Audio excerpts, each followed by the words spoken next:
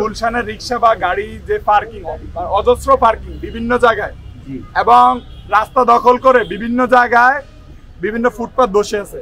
আমরা চাচ্ছি আমরা পুলিশ ভাইদের সহযোগিতা আমরা সাথে যাব, বিভিন্ন প্রকার যত হকার আছে, বিভিন্ন প্রকার যত অবৈধ পার্কিং আছে এগুলো উৎখাত করব।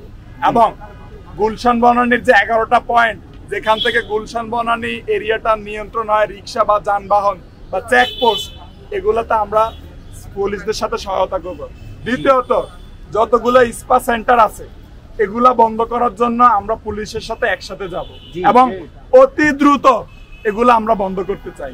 কারণ আমরা এই মাদকের বিরুদ্ধে অভিযান শুরু করিনি, বাহিরের লোক যখন মাদকের এখানে আক্রমণ করেছে আমাদের বিরুদ্ধে আঙ্গুল তুলেছে, যারা ছাত্রদের বিরুদ্ধে হামলা করেছে এবং ছাত্রদের মামলার ভয়ভীতি দেখিয়ে বলতে চাচ্ছে তোমরা গুলশান ছেড়ে চলে যাও, আমরা তাদের অতি দ্রুত শাস্তির দাবি জানাচ্ছি।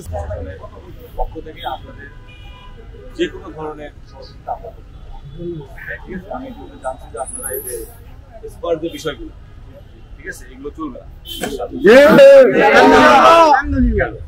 দ্বিতীয়টা হচ্ছে আপনাদের এই রিক্সার যে বিষয়, অবৈধ রিক্সা, এটা আমরা অতি দ্রুত আমাদের যে গুলশান সোসাইটিগুলো আছে এদের সাথে কথা বলবো, কথা বলে যাতে এটা দ্রুততম সময় একটা সমাধান হয়, নিয়ন্ত্রণ হয়, সেটার ব্যবস্থা করবো।